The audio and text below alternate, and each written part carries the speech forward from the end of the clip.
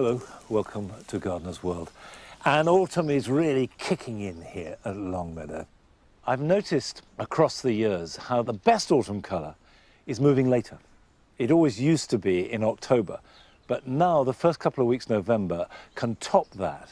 So here in the damp garden, the incredible rich burgundy, almost chocolate colour of the Viburnum plicatum marisii, and the burning sunburst of oranges and reds you get on the witch hazel, and then planted in amongst them is the dogwood, the cornus. I cut the dogwood back earlier this year, the end of February. And so all that growth is new, and it means that the bark is extra vibrant and will shine out when all the leaves have gone. But one thing I am doing is going through the garden now and cutting back all the sodden, decaying foliage. For example, these shuttlecock ferns, when they die, they flop on the crowns of other plants. Now, at best, that doesn't look very good, and at worst, it can rot the crowns of the hostas or any other herbaceous perennials. Now, coming up on today's programme, Joe explores a stunning garden in East Sussex and admires its water features and subtle planting. There's a timeless quality about this place, as if it's evolved organically out of the landscape. But that couldn't be further from the truth. Adam travels to the Lake District to visit a fascinating garden created on an exposed and challenging site. Ultimately, as a designer, my first thing is get your head around the site. How did you go about that? Because this is exposed. I mean, it's the survival of the fittest in a garden like this. The fancy plants don't really make it up here at this altitude. We meet a gardening newbie who has developed a passion for growing fruit and veg. This is the area where I grow most of my fruit trees and bushes in pots. Because we rent, we plan to leave one day, so it means we can easily take them with us without having to dig them up and disturb any roots. And now it's November, I shall begin to plant my tulips.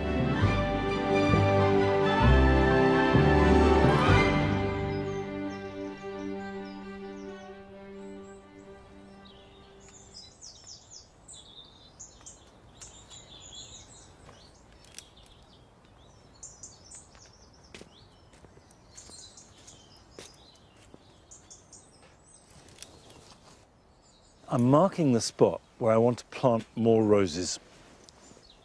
And this is all part of the regeneration of the cottage garden, which will morph, I plan, into the rose garden. Now, the cottage garden was fine, up to a point. In spring, it looked fantastic. There were lots of tulips, forget-me-nots, and then you get the first roses, and by June, they are in full flower, but are past their best by the end of July. And the truth is that August, September in the cottage garden was not very inspiring. So we've gone back to square one. And my goal is that by this time next year, this rose garden will be looking good. So I stand to be judged on that. So this is the beginning. I'm going to plant 4 climbing roses. I've got 2 varieties of rose. One is called Mary Delaney, grows about 8 to 10 foot tall and will produce its flowers from early in the season right through till autumn. And the other is the very well-known Gertrude Jekyll. Now, Gertrude Jekyll can be grown as a shrub, but will train up as a short climber. I'm digging a hole that is good and wide. With any shrub or tree, what you really want is the roots to go outwards, to create the conditions in which they can get out into the soil. That means not filling it with lots of compost and goodness, because otherwise they won't want to get out, they'll just stay where they are. But loosening the soil.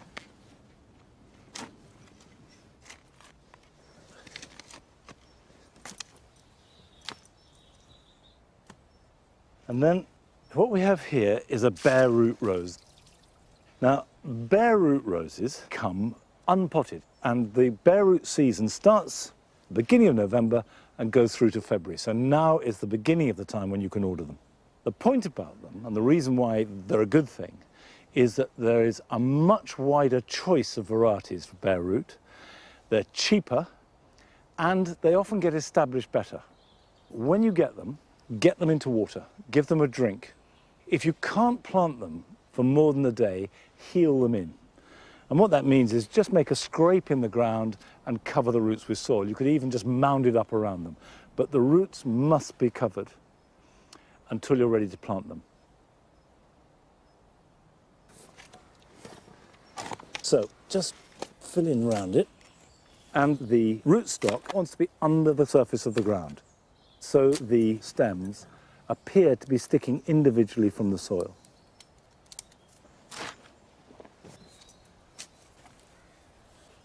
All right, firm it in, just gently with your foot.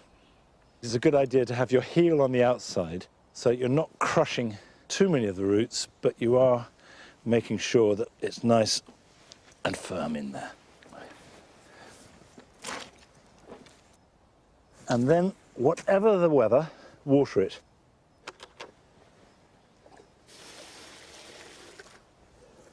Let that soak in and then mulch it. And the final thing is, even with a climbing rose, if it's much longer than that, prune it hard after planting. The harder it's pruned, the more stems you'll have and the more vigorous the growth. Right, I will plant the other three in exactly the same manner. And while I'm doing that, we're going to join Joe, who's been to visit a spectacular garden in East Sussex. Ripples on water, trees mirrored in ponds, pathways leading to unknown destinations. This garden is the essence of peace and tranquility. There's a timeless quality about this place, as if it's evolved organically out of the landscape. But that couldn't be further from the truth.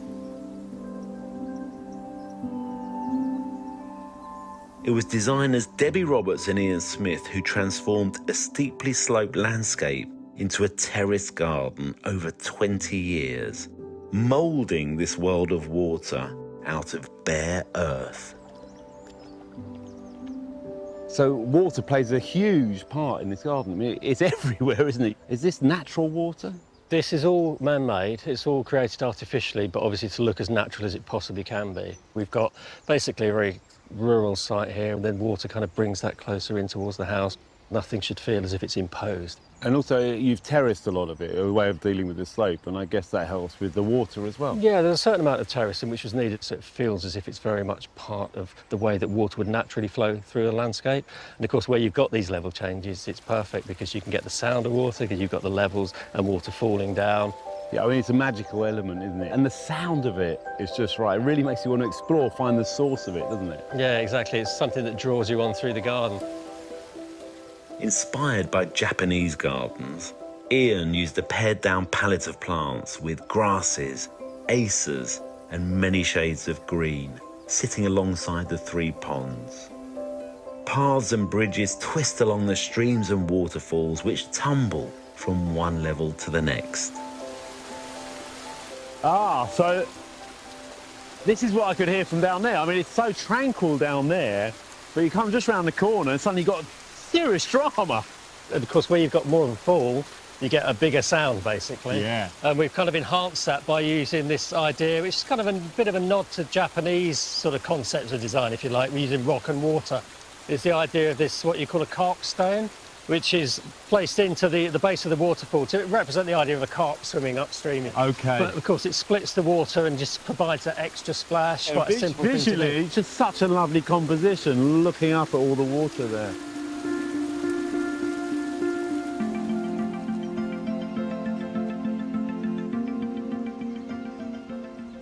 Wow.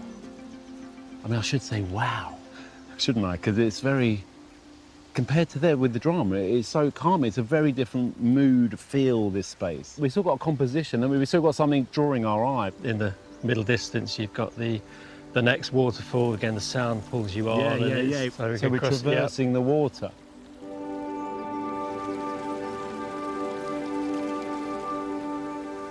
But this is sort of a more formal, sort of slightly Japanese bridge. The idea of this is to slow your progress, so it's not a straight route way. But I mean, you have a sort of very simple palette of materials here. Yeah, I think the idea is just keep it simple, natural material. So we've got stone, we've got timber, obviously the water, and then the plant material. So the hard materials are kind of quite low-key. They're just a good supporting cast, if you like. And then the plants are really the stars of the show. There are some fabulous planting compositions in the garden, so carefully considered, which come into their own in autumn. In one corner, Millennia grass draws the eye through to a fiery pink-toned Euonymus alatus, set off by a silver birch beyond. Wow, okay. So this is an altogether very different garden, very different feel as well. But the journey leads you up here, and then you end up in this, well, it's a Japanese garden. It's very, yeah, this has become the influence kind of stronger and stronger. So gradually, as you move into this sort of part of the garden, then it's an inward-looking space. So there's more shelter, there's more plants around to give you that enclosure. Yeah. And so, yeah, it creates that different atmosphere. Wonderful. And you've sort of created the natural forms with some clipped shrubs. You know, they're sort of mimicking the landscape in a way. Yeah, again, that's really a nod to the way that the Japanese would cloud prune plants. And so it's very controlled, but to look naturalistic. It's almost a sculptural approach to the way that you treat plants. We've got some wonderful maples here. I mean, that one over there is really doing its thing, isn't it? Yeah, I mean, at this time of year, it's absolutely wonderful. So that's Acer Senkaki. Yeah. So it's got the red stems as well in the winter, so it's giving you that extra value. Yeah. But just these spots of colour against the green. What really impresses me here is how subtle the planting is. Nothing too showy or in your face. Rather, plants chosen to highlight the feeling that this has been here for decades, if not hundreds of years. So from this level, the garden goes up again, but there's no more water. But there is a representation of water because this Hakonocloa grass is like a stream straddling the path either side. And this is a lovely grass. It's one of my favourites. This is Hakonocloa macra, and it's semi-evergreen, so in a really cold winter, it might die back, but then it regenerates with lovely fresh growth. And as long as it's got a bit of moisture to the roots, it will grow pretty much anywhere in sun or shade. And here, it's just lovely. And then right at the very top, we have a destination point. And the garden as a whole is pretty grand on a large scale, but this bit is much more intimate. It's just a little space with some gravel, some paving, and a wonderful cloud-pruned camellia, which sort of acts as the fulcrum of this whole space. And it's somewhere you want to spend time in. So, of course, there's a perfectly positioned bench here, and you can just soak it all up and contemplate. Beautiful.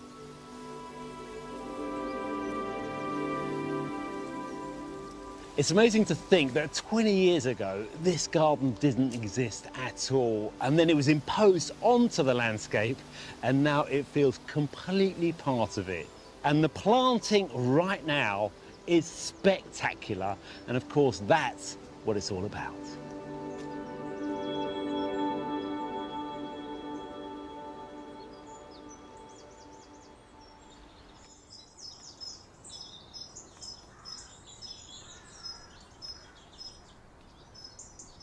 I really like the restraint shown in that garden.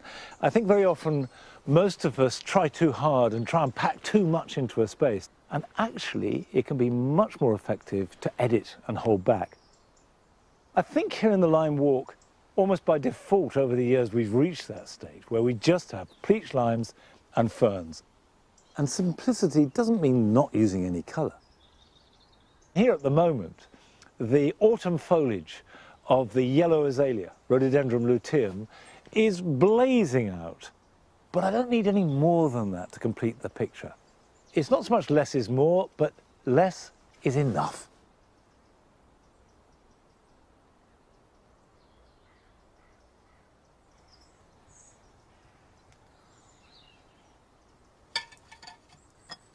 Now, I'm planting up tulips. For me, November is tulip planting month. But any time between now and Christmas will be absolutely fine for a really good display in April and May next year. And if you've got a large container, then you can grow a succession of different tulips. So what I'm going to do in here is a lasagna, if you like, of 3 layers of tulips, all sharing the same sort of colour theme, but all with variations and, critically, that will flower at different times. So I've got the pot, and now I am going to put crocks in. Whatever colours, whatever variety of tulip you grow, the key thing they need is good drainage. So you need a compost mix that has lots of grit, gravel, anything that improves the drainage. Right, I'm going to start with this one, which is Apricot Beauty. These are flowers that suggest apricot, but really they tend much more to be shades of pink. As a general rule, the deeper you plant them, the stronger and straighter their stems will be. So don't worry if it seems to be very deep. They will make their way to the surface. And essentially, you repeat this process in layers. So we'll cover those over.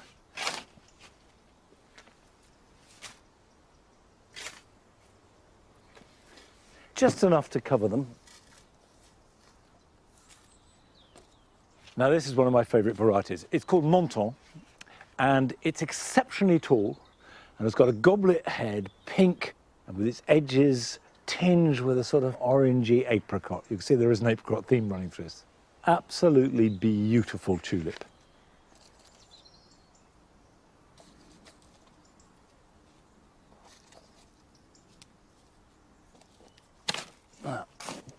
Last layer. One.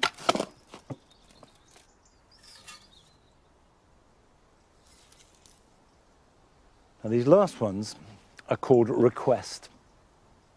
Now I've grown these before in the orchard beds, and what it has is again this combination of salmon pink and orange apricot-y colour, and I love it. Almost has a slightly smoky colour to it.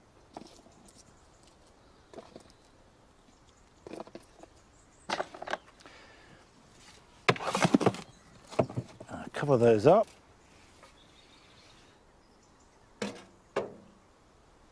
Okay, that's not the end of it, because tulips and wallflowers make brilliant companions. And I've got a wallflower here called Sugar Rush Purple Bicolor. And it's to add that purpley tinge to counteract the overload of sugary, pinky orange. Just pop those in. Like tulips, wallflowers do best in an alkaline soil. And also, they flower best if it's not too rich. So a very gritty soil will suit them down to the ground. Now, we're going to Ripley in Yorkshire to visit a gardener who grows almost everything in containers. And she only started gardening a few years ago, but already she is growing a wide range of superb edible plants. This is my carrot planter by the back door, and I'm just going to lift one to see how it's doing. I knew that would happen. I'm Francesca, I'm from Yorkshire. I first started gardening in the lockdowns. I needed a reason to get myself outside. I was working in IT, stuck at my desk every single day, and I found myself in a DIY store. I came across a micro tomato plant. I thought it was amazing. I took it home and it brought me a lot of happiness. My favourite fruit in the garden to grow is definitely tomatoes. Yeah, let's have a look at my tomatoes. This is the part of my garden where I grow my tomatoes in pots. I've got around 30 varieties at the moment. I grow my favourite ones in these big 43-litre tubs. I grow them all from seed. I find it's a lot cheaper to do it like that. You know, you could spend £5 or £6 buying one tomato seedling, where for the same amount of money I could probably have 10 if I was to grow from seed. Saving money is just a huge part of why I'm growing as well. With the cost of food prices soaring, this is our way of keeping our bill down. So my favourite varieties are this Burpee Longkeeper, because they can store on your kitchen counter for around 3 months. And I also love this Queen of the Night. Not only is it beautiful, but it's also higher in antioxidants and tastes delicious. I would say I'm a little bit more than beginner, but not much more. How much more? This much more. I grow my tomatoes in these tubs because as we rent, we don't have very much ground space available to us, and this is the best way I could think to get a decent crop with plenty of root space for them.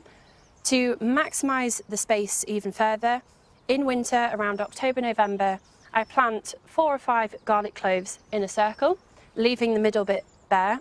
Come May, when my tomato seedlings are ready to be planted out, I pop them in the middle, grow them on together till around end of June. I harvest the garlic, being careful not to damage the tomato roots, and I must admit this year it has been a total success.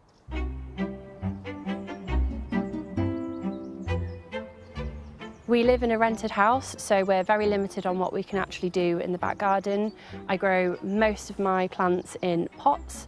I also make use of vertical space, such as arches, trellises, hanging baskets, and I also have a little greenhouse which is really useful to grow certain plants in.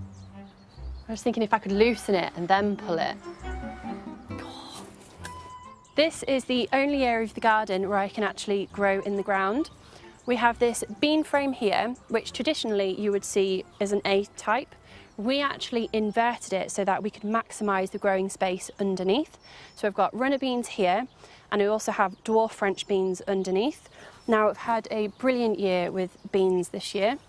So with these, I'm going to freeze some of them, but I also like to come out when we're looking to make dinner, and I will roast these along with some olive oil and salt and pepper, and they make a delicious side dish.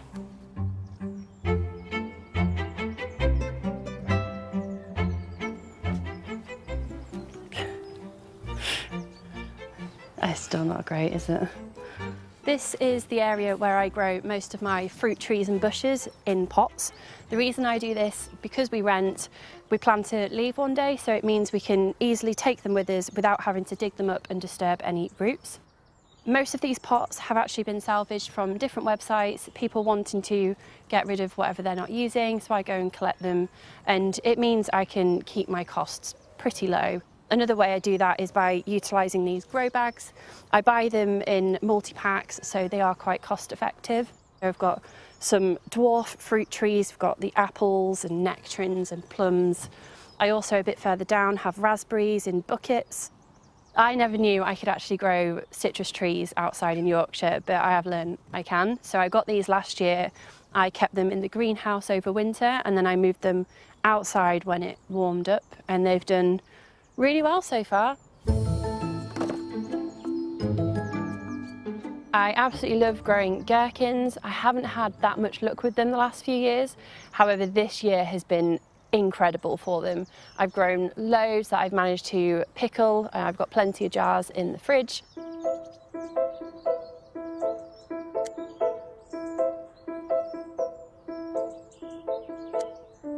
It is not all just about veg. I do love to grow my own flowers. I made a promise to myself last year that I would never buy any flowers again, and so far I have stuck to it. Gardening to me is a bit of a lifeline. At times a little bit of an obsession. I love it. It is everything to me. It's, if I'm feeling anxious or upset, I'll go into the garden. It really helps to get my hand into some compost and soil. I love it. It brings me so much happiness. I wished I'd started gardening a lot sooner than I did. I definitely swapped shoes and handbags for plants. Would you like to see my carrots? It's called manpakuji and it can grow over 3 feet long. Wow. It's nice and straight. So I think if that was left a bit longer, it would probably grow a little bit longer, but I'm really happy with that. I think we'll have that for dinner tonight. I dream of one day having my own garden that I could do anything I want to it. I can grow more in ground and have beautiful borders with lots of flowers, archways that I can just get lost into. But for now, I'm really happy with what I've got and I will continue to grow and experiment.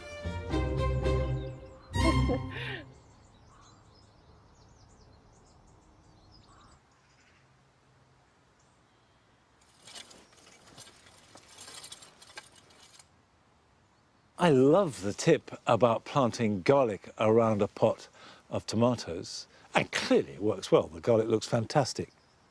Now, there isn't much that you can sow at this time of year. The ground is too cold, it's too wet, the light is too low, and even if it does germinate, not much will grow. But there is one crop that you can put in the ground now, which is broad beans.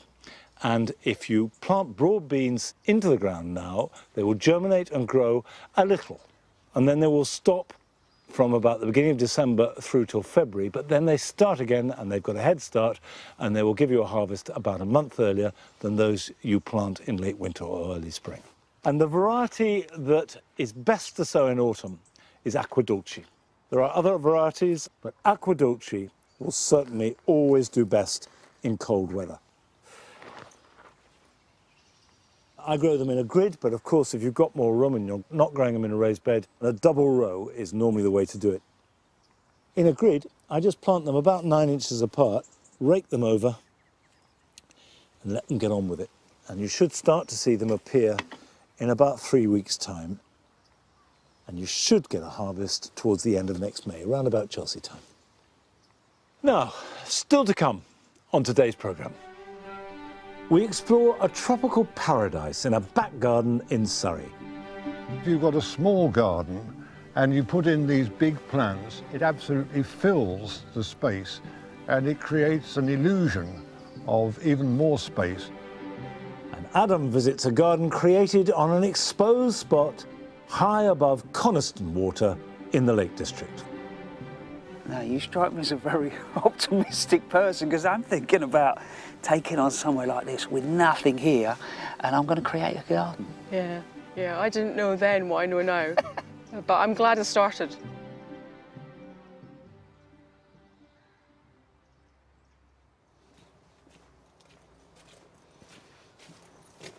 As we move into late autumn and winter, hardwood cuttings come into their own.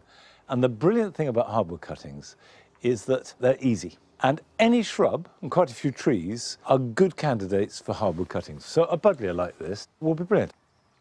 And just take a stem. The general rule of thumb is the thickness of a pencil. The big difference between softwood and semi-ripe cuttings and hardwood cuttings is that those each have to be cut individually. Whereas with hardwood cuttings, one length of stem will make multiple cuttings. So the first thing to do is to reduce it down just to the stem itself by taking off all these side shoots. And then we can divide this up. Cut just above a pair of buds for the top. It's quite hard sometimes to tell the difference between the top and bottom of a hardwood cutting, particularly if there are no leaves attached at all. So it's a good idea to cut the top at an angle and make sure the bottom is straight across. The purpose of this is solely to differentiate between the two, and it's a good practice to get into.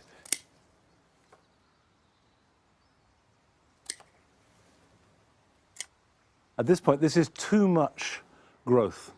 This is going to be very slow to produce roots. So if you have this many leaves, they're going to transpire and it will dry out and they'll die. So what I need to do, and a sharp knife is often easier than a pair of secateurs, is just cut these off. So they're just going to look like sticks.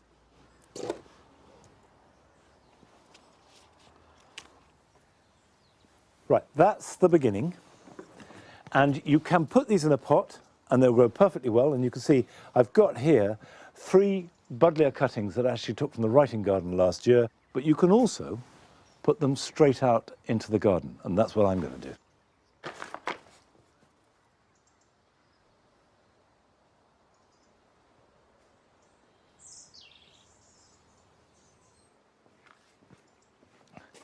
These are our nursery beds.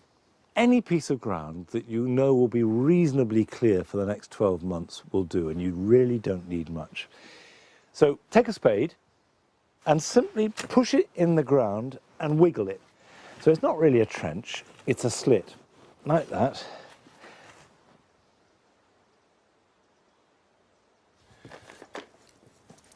unless you've got very free draining soil, sandy or perhaps chalky, it's a good idea to add some grit or some sand along the bottom of the slit. There we go. Now remember which way round they are. In this case, it's the angle at the top, and push them in quite deep. So just the tops are sticking out. And once they're in the ground, simply pull the soil back around them. I've spaced them a couple of inches apart. That's just room for the roots to develop. And then the next thing to do, and this is really important, is absolutely nothing. Leave them. You'll know if they develop roots because you'll see new shoots, and that will not be until the middle of next spring at the very earliest, and it could be next summer. And that's it. So if you've never taken a cutting before, hardwood cuttings are definitely the place to start. And if you can do it over the next week or two, so much the better, because the soil has still got some warmth in it and they're more likely to root. Now, it's time to go and visit a jungle garden in Chiddingfold in Surrey. The thing I like about these exotic plants is they're so different. I feel, even though I'm in my own backyard, I'm in a different world. It never occurred to me that I'd have the opportunity to create an exotic garden like this. It was beyond my imagination. I still pinch myself when I look around and I think it's like being abroad. I'm Jack Salway, and I want to welcome you to my garden, which is known as Jack's Jungle.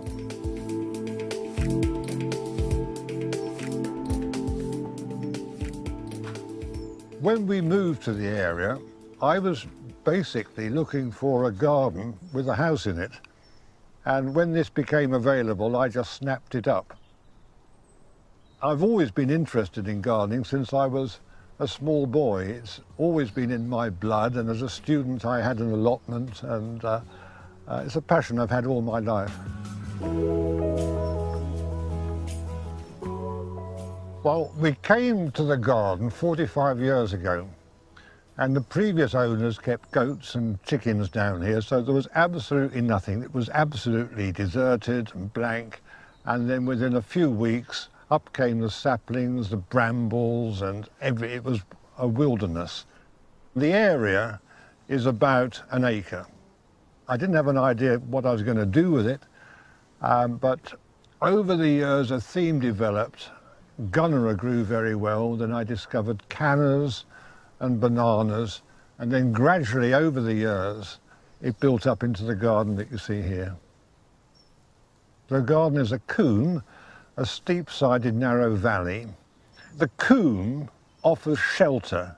It's very damp, it's very humid, and so this favours the lush growth of exotic plants.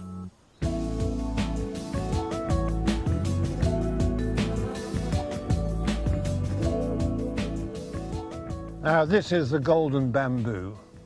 This is a clump-forming bamboo. It doesn't run all over the place like so many bamboos. I've had it for 20 years. It sent out shoots on one occasion. They're close to the surface. They're very easy to cut off. You can put them in pots and give them to your friends who'll be very grateful for them. It grows very rapidly. Now, for example, this was marked up for my granddaughter. On the 6th of July, this stem was here. The following day, the 7th of July, it was here. On the 8th of July, 9th of July, 10th, 11, 12, 13 and 14 of July. It was way up here. So that's a week's growth.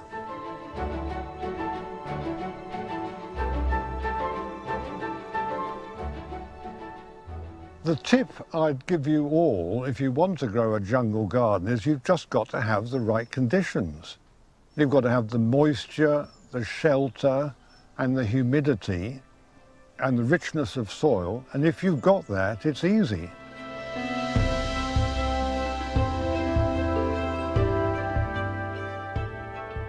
This is the giant arum lily, Hercules.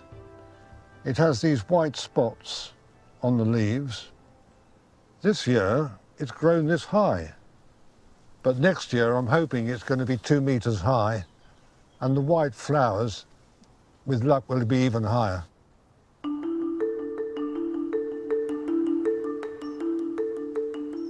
Now, this is quite a big garden, but there's no doubt about it, if you've got a small garden and you put in these big plants, it absolutely fills the space and it creates an illusion of even more space. So a small garden is a very good space to grow plants like this. If you're considering growing these exotic plants, then this banana, Musa sycymensis, or there's Musa basjou, then these are good ones to start with. The Inseti, they're lovely, but they do need protection through the winter. They are a little bit harder to overwinter, but they are well worth the effort. This is a tree fern, Dicksonia antarctica. The temptation with a lot of people, they like it to be tidy. So they like to cut off the dead fronds and throw them away. I prefer to tie the dead fronds around the trunk. That keeps the sun off it in summer, it keeps the moisture in when it rains, and it keeps the frost off in winter. Another important thing to remember is that you mustn't cultivate underneath the tree fern, and you mustn't dig. You must just let it be natural and grow. Hand weed if you do have to weed, but the spreading leaves should suppress any weed growth. This is the root. It looks like coconut matting, and it's spread over the whole zone here. You can't see it because it's under the litter of leaves and other debris, but this whole area is covered with this. Mustn't be disturbed.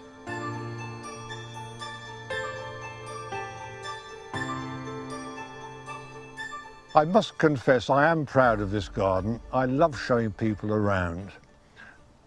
I tell people I spend an hour a day walking around the garden by myself, but I would much rather do it in company.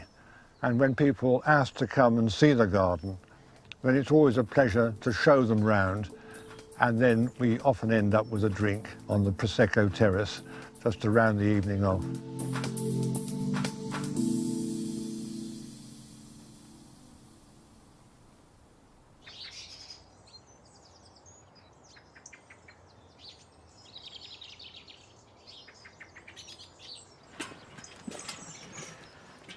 With a garden as well established as that, Jack has obviously worked out really good methods of protecting them against winter cold. And I love that bit of advice about the tree fern, of wrapping the ferns around the stem, and I will definitely do that.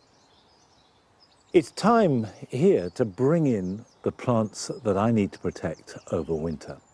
So that includes citrus, eucomis, we've got pomegranate, agapanthus, which do need to come in now, as much as anything else, to protect them from too much wet.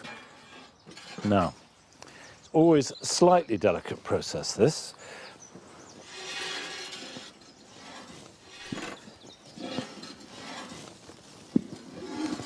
There we go. Right, Ned, wish me luck. Right, I'm going to take this to the greenhouse.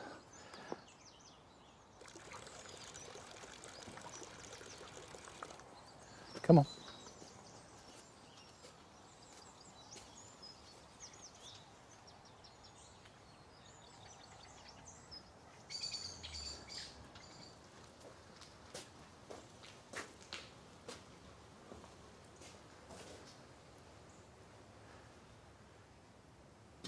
Right. You might remember that this time last year, I put all my citrus plants into the bus shelter. But then we had very cold weather before Christmas. It went down to minus 13, 14, and they all suffered horribly. So this year, I'm bringing them back into this greenhouse where I stored them before. And the crucial thing when you're overwintering citrus is to give them a bit of dormancy. So don't heat them. but if you can keep them frost-free, so much the better. Don't overwater them, and I probably will water mine twice between now and next March. But they do like a certain level of humidity around the leaves. And that means that most centrally heated houses are simply not good for storing citrus. It's usually too warm and too dry. So if you've got a garage or a shed, anywhere with a little bit of light, they will be completely happy. Now, we're going to visit one of your gardens. It belongs to Sarah Rumble, and this shows that there are many roads that lead to gardening. Hi, I'm Sarah from Southampton, and my garden story starts with a confession. I was watching Gardener's World with my husband, and I turned to him and said, I don't get it. I don't get this gardening lark. I don't get all the techniques and how it all works, and I really don't get this idea that it's good for mental health. I just don't get it. Well, I decided to find one plant I could learn about and enjoy. But which plant? There's millions. But I remembered one that had been growing in our garden the year before that had made me laugh. It was a house leek. And so, with minimal knowledge, but a bit of determination, I potted off to the local store and found a few house leeks in the alpine section. I then went off to the local rubbish tip and got myself some second-hand dishes to put them in. And I set to work. Soon discovered that one plant could actually become many plants. I simply get in the plant, and as I'd seen so many times on Gardener's World, dividing into many sections. I also discovered that this one plant had many different varieties, like the spider's web house leeks and the coral red house leeks. And then I got great delight in doing a kind of pick and mix of all the different types of house leeks and potting them up together to create different combinations. I made up pots for keeping and pots for giving away. So maybe if you're that person who sits on the sofa watching Gardener's World and you're quietly thinking, I just don't get it, well, my encouragement to you is don't let that be the end of the story. Maybe there is a way you can get into gardening. Maybe it's just finding the one plant and then just giving it a go in any way that you want to, with a little advice from the experts and just a lot of enthusiasm from yourself.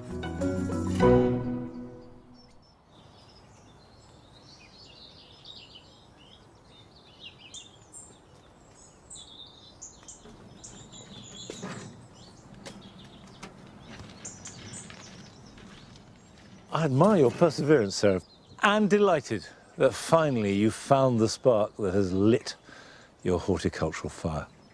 Now, in the process of clearing the cottage garden, we are removing most plants, and it's time to move the rhubarb. So I'm going to lift it, divide it, and move it to join my other rhubarb at the top of the garden. And if you do that, about every 5 years, it can keep on going for decades, if not generations. And the best time to do this is probably when all the foliage has died back. So any time between now and January is absolutely fine. I'm only doing this now because it's part of the process of all the plants that we're moving here in the cottage garden.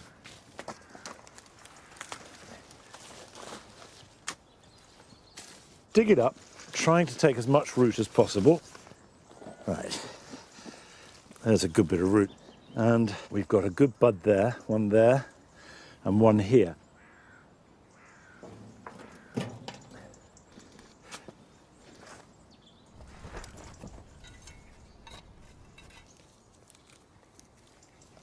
I'm going to divide this now with my spade. The best way to do it is to chop. And you can see I've divided the crown. So we've now got two sections, and that has got 2 buds coming off it, but I think that's plenty, and this has got 3. And it doesn't matter that this one is hollow and may look as though it's on its last legs. In fact, by dividing it, it'll be reinvigorated, and I have every confidence that that will grow perfectly well. I will replant these, but we're going to join Adam. And over the last few months, he's been visiting a series of gardens in different locations, which all are extreme in one way or other, that take either special techniques or just great resourcefulness and determination to make a garden at all. And this week is no exception, as he makes his way to the beautiful landscape of the Lake District.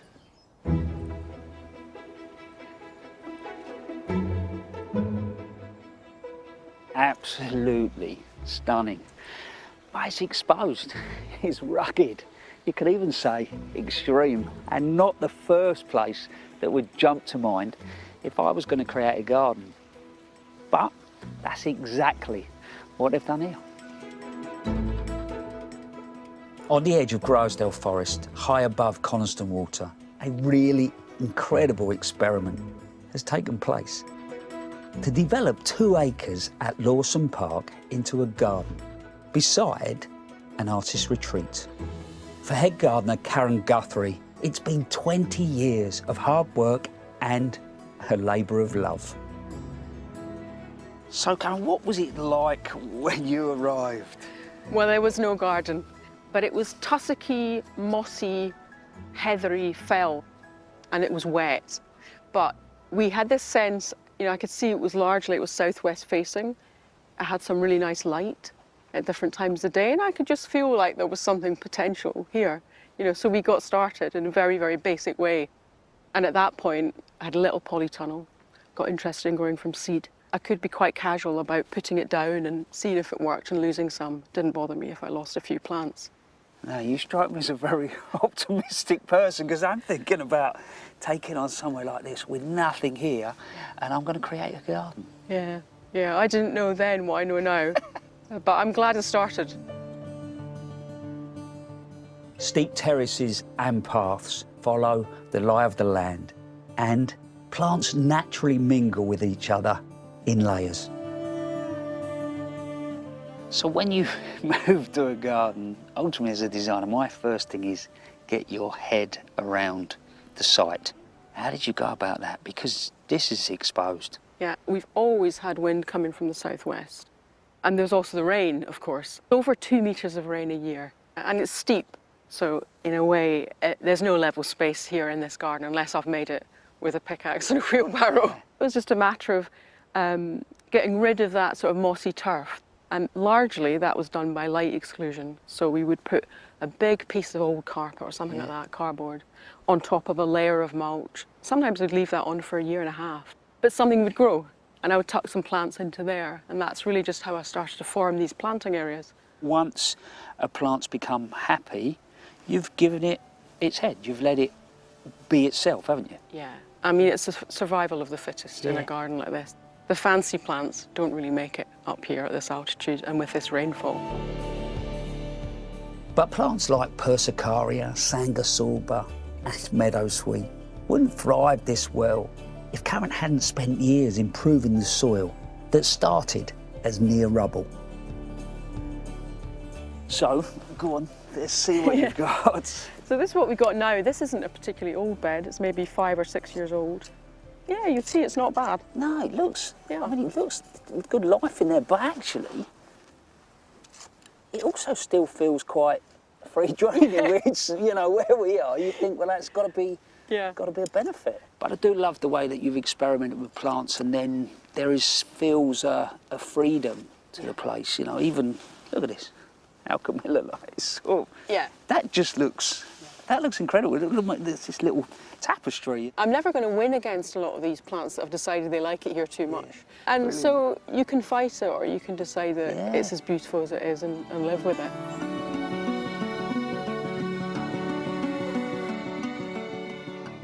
Here, this garden starts from its materials. You've got this decking. This larch could come from that hillside.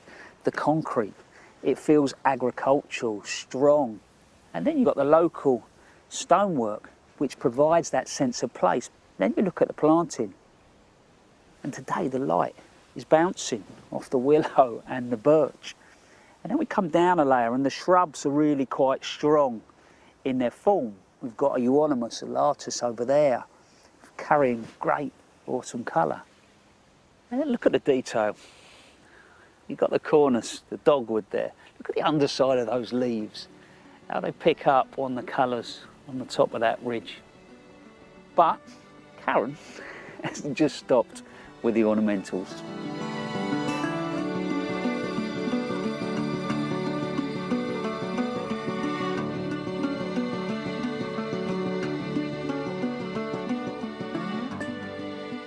You've got a veg garden that looks incredible. So when did this little adventure start? It's 15 years old, this Right. section of the garden, and we call it the Paddies. Yeah. And the name came from its origins, really. We were doing a cultural exchange project. About half a dozen Japanese rice farmers came back to Lawson Park. We showed them this field, and we said, do you think we could grow something here? Inspired by the way that Japanese rice farmers grow their vegetables and their rice in these often very, very wild, high-altitude landscapes. I was delighted. They sort of looked at this, got a chainsaw, little mini digger, some spades, and heaped up the soil and the seedlings that were, you know, those sort of tree seedlings, heaped them up into banks around these flatter areas. And they're all slightly different shapes and sizes, none of them are square. So these are repeated down the hillside? Yeah, there's 6 whole terraces. The flat areas are helping with obviously moisture because you're using those same principles. But interestingly, looking at the brambles around here as well, which are just kept back, Yeah. but they're filtering the wind as well. Yeah, they're almost acting as hedges, I think, wind-filtering hedges around these little areas which are quite intensively planted.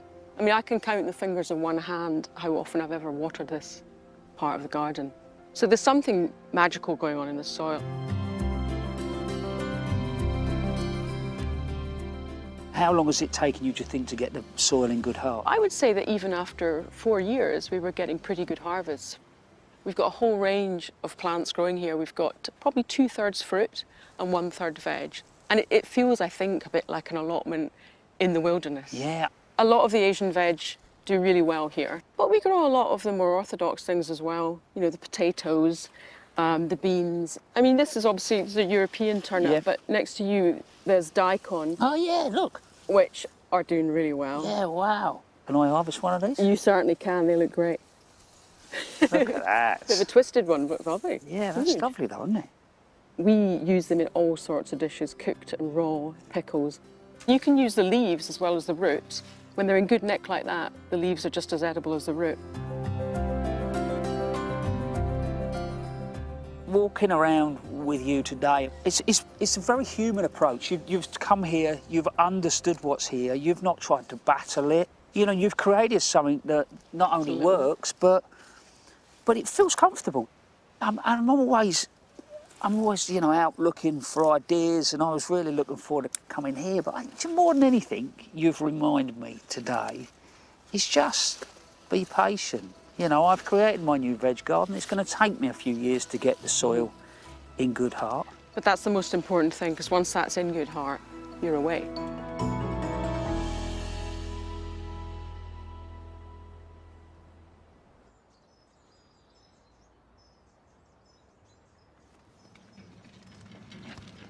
I think that combination of enterprise and ambition and good practical common sense is really inspiring.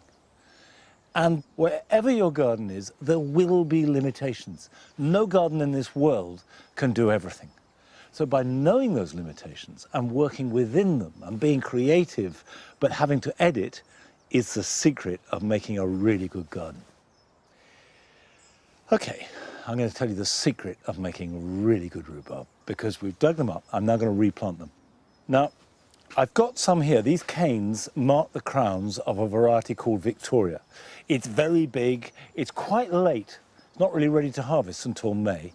These are actually a variety called Timperley Early, and there's a clue in the name. They are ready to harvest much earlier and good for forcing. And you can see the ground is pretty wet, which is fine, because rhubarb loves lots of moisture and lots of richness. And this is the site of our old compost heaps. So the soil is as rich as Christmas cake and really good. Now, I want the crowns to be just above the surface of the soil. So something like that is ideal. And I'll just heel it in a little bit. So there the buds above ground level. Dividing rhubarb is a job that you normally would expect to do about every 5 years. But here are some jobs you can do this weekend.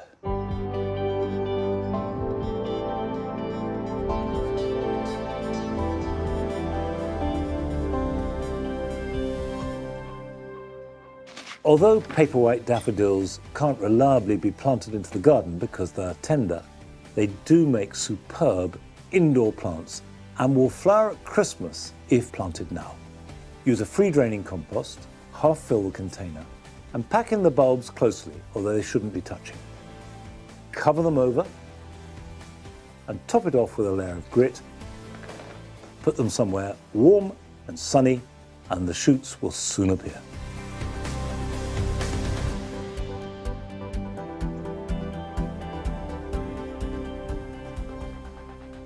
If you've grown climbing beans and now they are past it, you can collect the seed pods for seeds for next year's crop. If the pods are crispy and dry, then you can take the beans out now and store them in a paper envelope or a sealed glass jar. However, if they're slightly soft or damp, spread them out on a newspaper and put them somewhere warm and dry. And then when they're ready, you can take the beans out.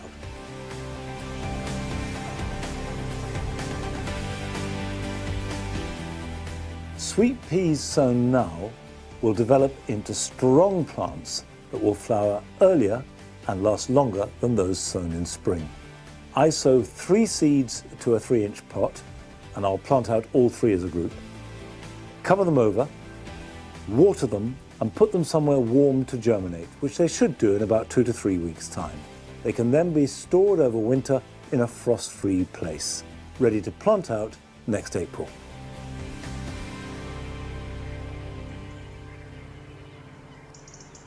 Well, we've almost come to the end, not just of today, but of this series. And looking back, spring was wet and cold and miserable here at Longmeadow, but funnily enough, it didn't seem to affect the garden too much. The bulbs looked terrific, the blossom was fantastic, and again in July, the wettest July that any of us can remember, the garden adapted beautifully. The grass borders seemed to be impervious to weather. We cut them back in early spring, and then you get that lovely green flush of growth, and then rising to their full height in late summer and going into autumn, assuming their autumnal tints. And it's not quite all over, because coming up in December, we've got 4 brand new winter specials. How about these for winter warmers? Look at this glowing in the sunshine. You almost feel like you could warm your hands on it. I love these log walls. It's become a bit of an obsession, so huge wildlife value. But I think what I wanted to do was to kind of show you can be really artful with it and make them really beautiful. To deter the birds, I use the old freezer. Drawers, don't Drawers. it? This is classic allotment stuff, isn't it? It is. Waste not, want not.